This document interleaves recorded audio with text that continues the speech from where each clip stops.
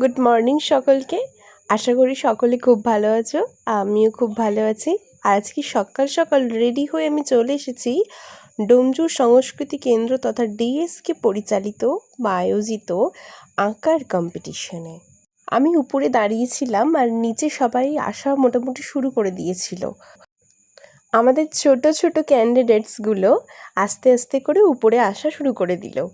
তারপরেতে তারা নিজস্ব ঘরে অর্থাৎ বিভাগ অনুযায়ী যে যার ঘরে বসার জন্যে চলে যেতে লাগলো। আজকের সকালটা কিন্তু একদমই অন্যরকম ছিল। এই যে আমাদের পুচকেগুলো হাজির হয়ে গেছে আর তারা এখন মন দিয়ে ড্রয়িং করছে। ডিস্টার্ব কিন্তু কেউ করবেন না। কম্পিটিশন শেষে বাড়ি ফেরার সময় দেখি বৃষ্টি পড়ছে।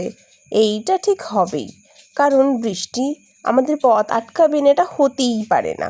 যাই হোক, সবাই মন মরা করে বসে রয়েছে, কারণ সবাই বাড়ি যাওয়ার জন্য বেরিয়েছিল আর বৃষ্টি এসে গেছে।